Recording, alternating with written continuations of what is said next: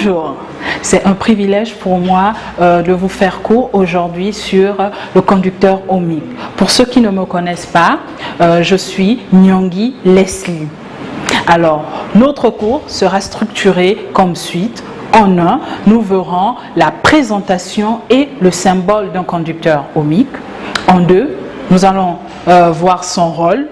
En 3, faire son étude. Et à partir de cette étude, nous allons déterminer la caractéristique même d'un conducteur ohmique. Et enfin, en 4, nous allons voir la puissance consommée par un conducteur ohmique. Ce cours est destiné aux élèves de classe de 3e et à la fin, ils devront être en mesure de pouvoir donner le rôle d'un conducteur ohmique dans un circuit électrique, de tracer sa caractéristique à partir d'un tableau de mesure, de reconnaître un conducteur ohmique par sa caractéristique, de pouvoir donner l'unité légale de la résistance d'un conducteur ohmique, de faire l'exploitation de sa caractéristique et de déterminer sa résistance et enfin d'utiliser la loi d'Ohm. Avant de rentrer dans le vif même du sujet, nous allons partir d'une approche que tout le monde connaît. En classe de 6e, nous avons étudié la pile. Qu'est-ce que nous avons dit? Nous avons dit qu'une pile est un composant électronique qui a deux bornes, la borne positive et la borne négative.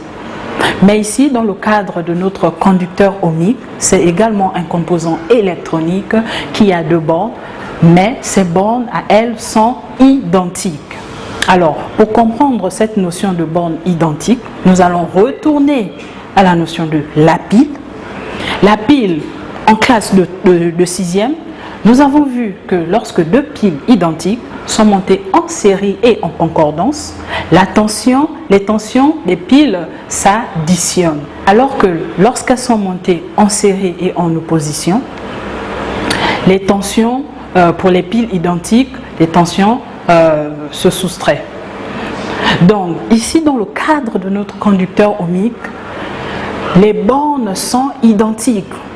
Il n'y a pas de borne positive ni de borne négative. Dans un circuit électrique, quelle que soit la position des bornes, ça ne change rien. C'est exactement la même chose. Alors ici, nous allons voir son symbole. Voilà, il est symbolisé comme ceci. Dans la suite du cours, nous allons comprendre pourquoi ce symbole et pourquoi ce R. Qu'est-ce qu'il signifie? Nous avons également ici un exemple, une image d'un conducteur ohmique. Alors, à quoi est-ce qu'il sert ce conducteur ohmique? Le conducteur ohmique ici nous sert à modifier l'intensité du courant dans un circuit électrique. Si j'ai une lampe et je me rends compte que dans mon montage électronique, l'intensité du courant est très grande et risque d'endommager ma lampe, je veux introduire un conducteur ohmique dans ce circuit afin d'abaisser ou d'adapter l'intensité du courant.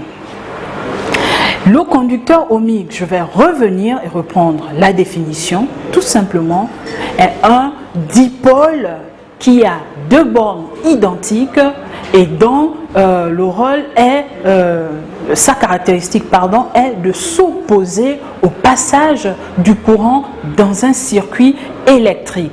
Avant de rentrer même dans le vif du sujet, nous allons faire une approche que nous connaissons tous. En classe de 6e, nous avons vu la pile. Nous avons dit que la pile est un composant électronique qui a deux bornes, la borne positive et la borne négative. Nous avons également dit en classe de 6e que lorsque deux piles dans un dipôle AB sont montées en série et en concordance, donc on va essayer de faire un rappel. Deux piles montées en série et en concordance. Nous allons prendre cet exemple. Donc, dans le dipôle AB, nous avons dit ici, supposons que les piles ont chacune une tension de 1,5 volts.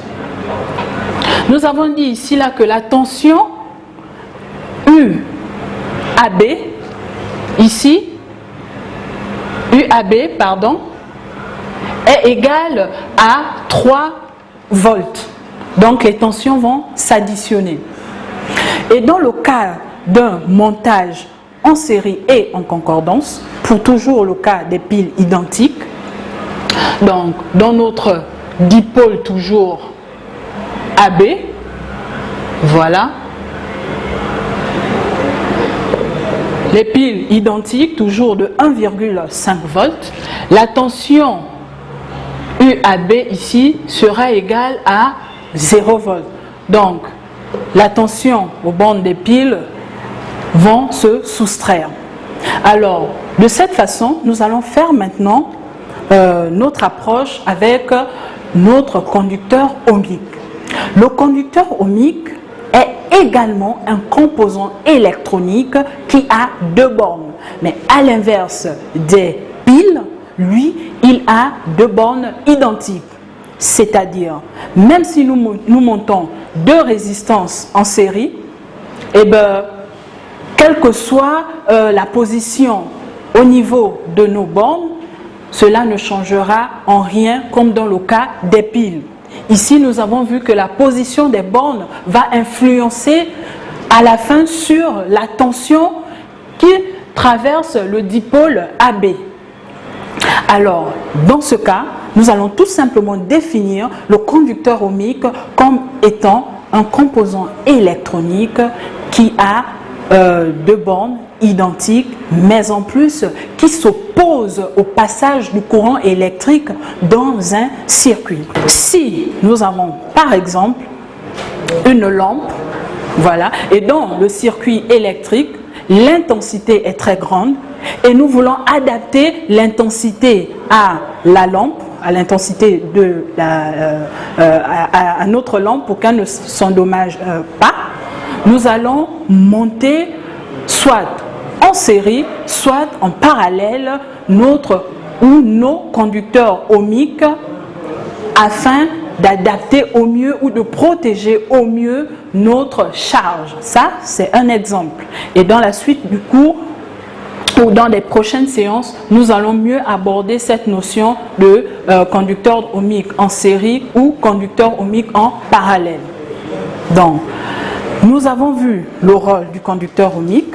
Nous allons maintenant passer à son étude. Alors, dans cette étude, il est question à partir de l'intensité qui traverse un conducteur ohmique, nous allons faire varier l'intensité, cette intensité-là, et également analyser la tension qui la traverse. Et pour ce faire, en laboratoire, on va s'amuser à prendre différentes valeurs. Donc, nous allons nous appuyer sur ce schéma. Ce schéma comprend une pile, une résistance montée en série avec la pile, et ici là, on va introduire un nouveau composant électrique ici que nous allons appeler le thermostat. Alors, ce thermostat, lui, il va nous permettre de pouvoir modifier l'intensité qui traverse notre conducteur ohmique et par la suite la tension. L'ampéromètre ici, qui est monté en série avec notre conducteur ohmique, va nous servir de mesurer à chaque fois l'intensité qui la traverse. Et le voltmètre qui est monté en série, ici, va nous permettre de mesurer également la valeur des tensions qui traversent notre conducteur ohmique pour pouvoir mieux faire notre étude. Donc, je disais tantôt qu'en laboratoire, on s'est amusé à prendre différentes valeurs. Voilà, ça c'est un exemple de valeur qui s'affiche là. Donc, par rapport à ces différentes valeurs, nous allons maintenant tracer notre courbe. Et cette courbe, ce sera U, donc la tension aux bornes du conducteur ohmique en fonction de l'intensité qui la traverse. Je disais tantôt que en grand 3, nous allons faire l'étude de notre conducteur ohmique. Donc, je reviens sur le schéma. Notre schéma comprend une pile, une montée en série avec une résistance,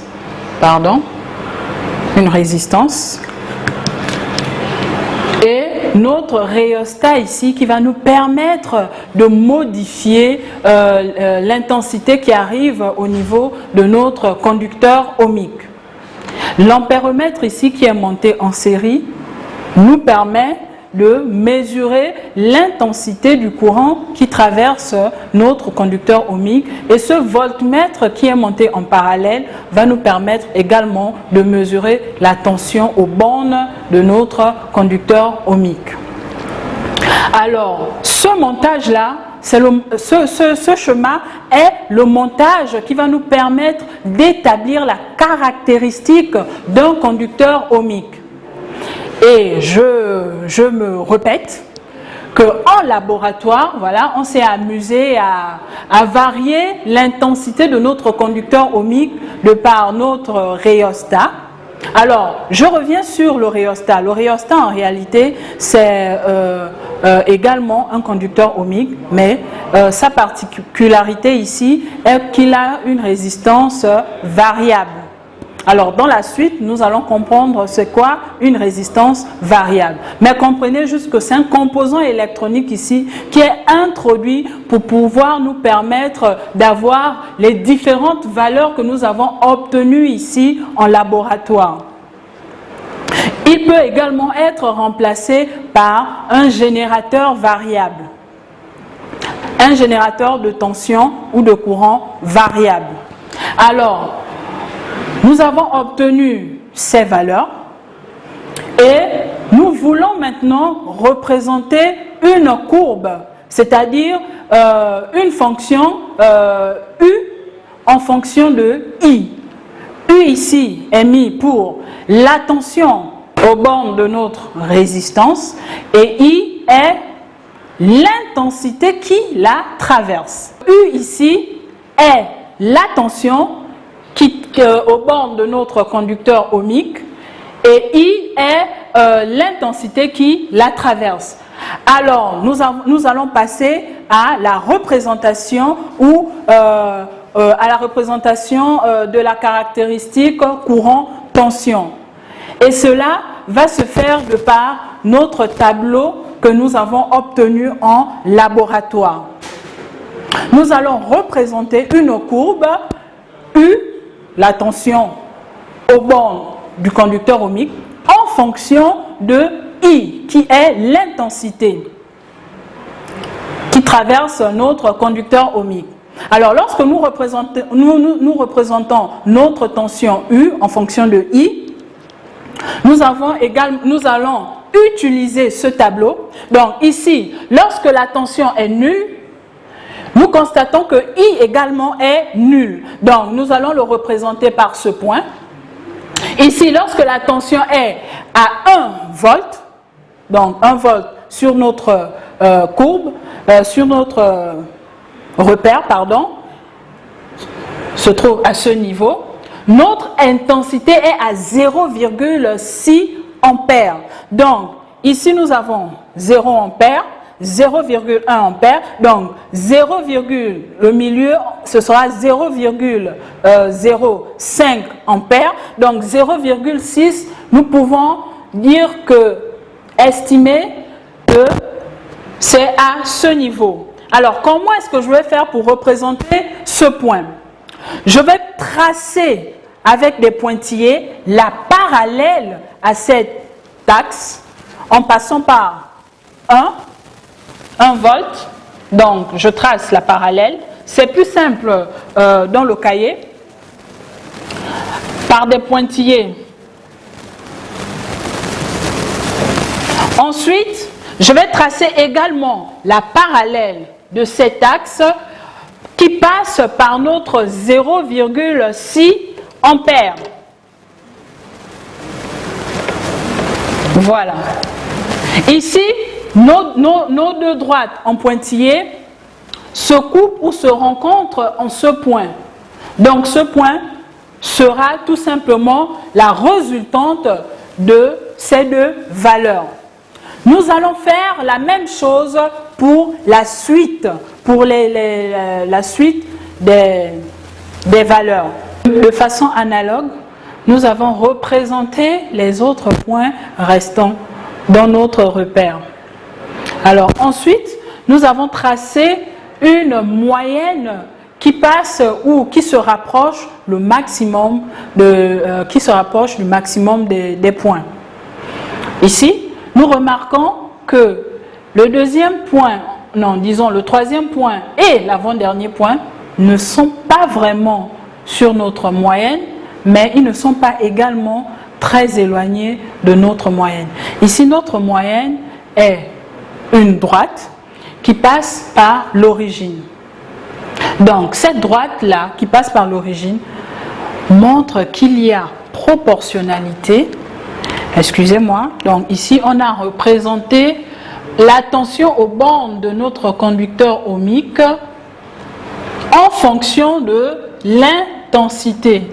Nous avons dit plus haut que l'étude d'un conducteur ohmique consistait, à partir de notre montage, de faire varier l'intensité qui traverse notre conducteur ohmique et d'observer la tension à ces bornes. Donc, nous aboutissons à cette représentation qui est tout simplement une droite qui passe par l'origine. Donc, cette droite traduit la proportionnalité entre notre tension au bord du conducteur ohmique et l'intensité qui la traverse. Et nous pouvons alors écrire que la tension au bord du conducteur ohmique est tout simplement égale à un coefficient de proportionnalité qu'on va appeler R fois l'intensité qui traverse notre conducteur ohmique. Alors, cette relation est appelée loi d'Ohm. Ohm comme conducteur ohmique. Ohm. Donc, cette relation est appelée loi d'Ohm.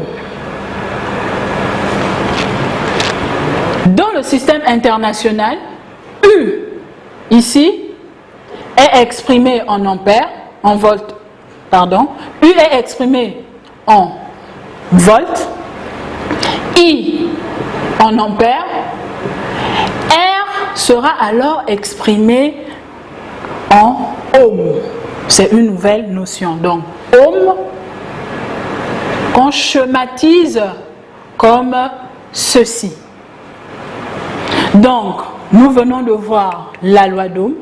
Nous avons, cette loi d'Ohm est la traduction de la proportionnalité entre la tension au bord de notre conducteur ohmique et l'intensité qui la traverse. Donc, ici, la résistance, qui est en réalité le coefficient de proportionnalité, est définie également comme la caractéristique même d'un conducteur ohmique. Notre résistance peut être mesurée à partir d'un multimètre. Il y a également d'autres fonctions de mesure, mais pour les classes de troisième, retenons que c'est le multimètre qui nous permet de mesurer la résistance, donc la caractéristique même d'un conducteur ohmique. Alors ce multimètre-là doit être en fonction ohm-mètre.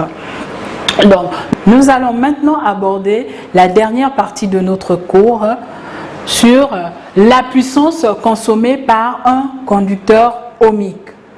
Alors, nous avons vu dans les chapitres précédents que la puissance était égale à la tension U fois l'intensité. Donc, la puissance au bord d'un appareil est égale à la tension au bord de cet appareil-là fois l'intensité qui traverse cet appareil.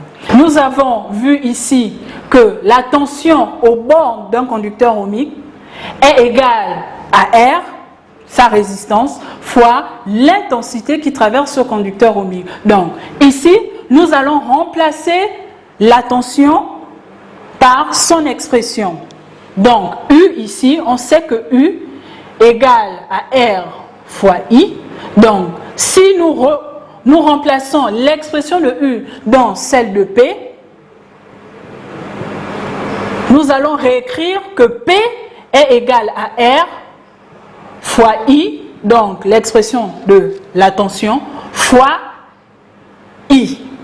Donc, la puissance au bord d'un conducteur ohmique est égale à R fois I au carré.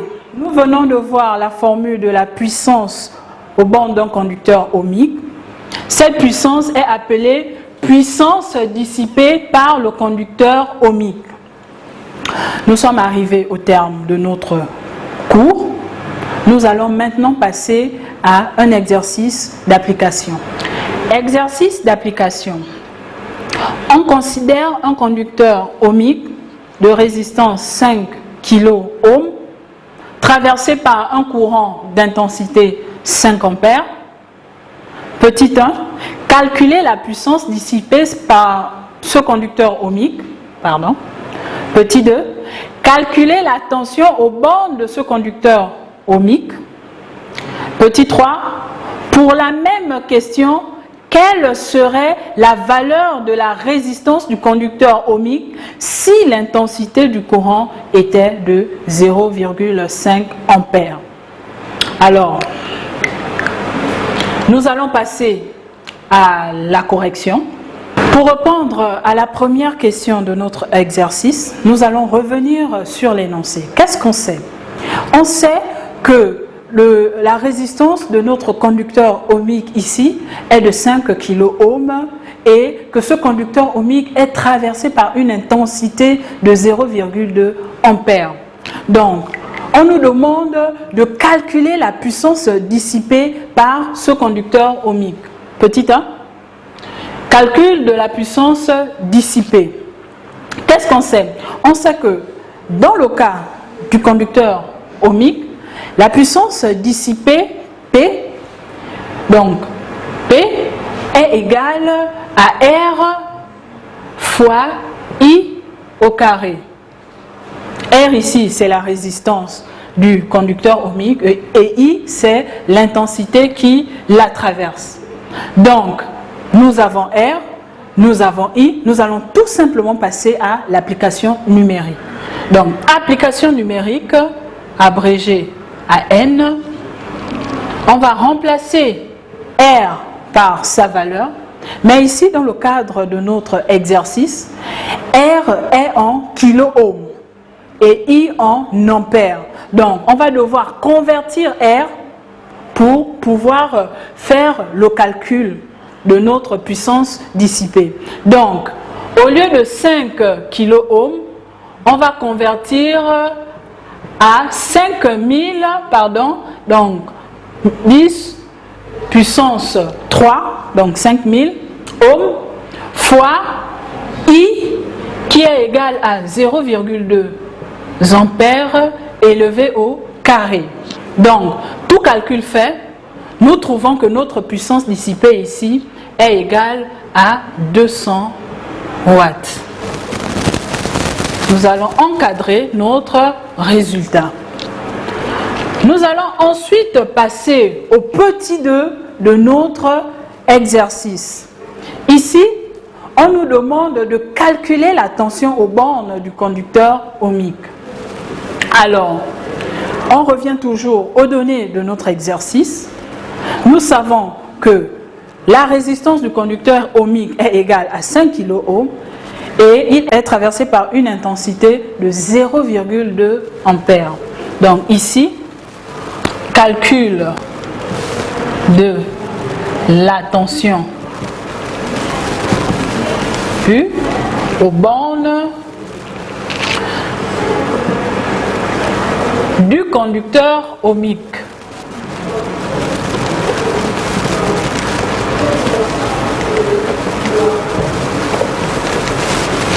Précédemment, dans notre cours, nous avons établi la caractéristique de notre conducteur ohmique à travers les différentes variations de l'intensité et de la tension.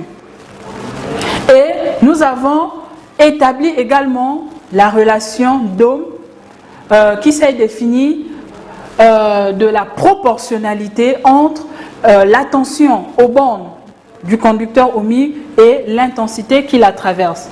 Nous avons écrit dans cette loi d'Ohm que U ici était égal à R fois I. Nous avons R, nous avons I, nous allons tout simplement passer à l'application numérique. Donc, U ici sera égal à R, donc 5000 ou 10 puissance 3 fois I, donc 0,2 ampères. Tout calcul fait, on aura que la tension aux bornes de ce conducteur ohmique est égale à 1000 volts. Nous allons encadrer notre résultat et nous allons enfin passer au petit 3. Alors, dans ce petit 3, on nous demande de calculer la résistance du conducteur ohmique à partir de la même tension que nous venons de calculer, mais avec une intensité de 0,5 ampères. Donc ici, nous allons écrire calcul de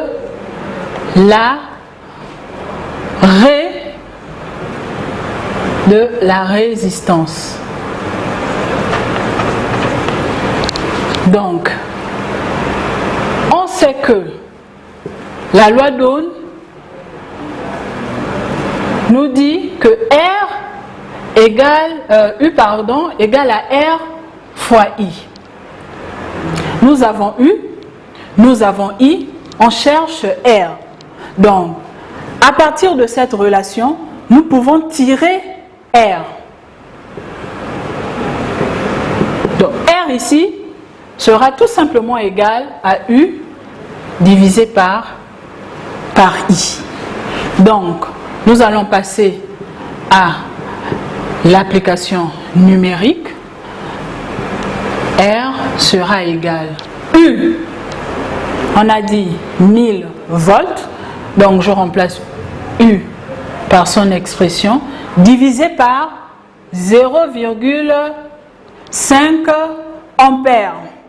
Tout calcul fait, R sera égal à 2000 ohms. Nous pouvons le convertir en kilo-ohm. Donc R sera égal à 2 kilo-ohm. Nous sommes arrivés au terme de notre séance. J'espère vous retrouver bientôt.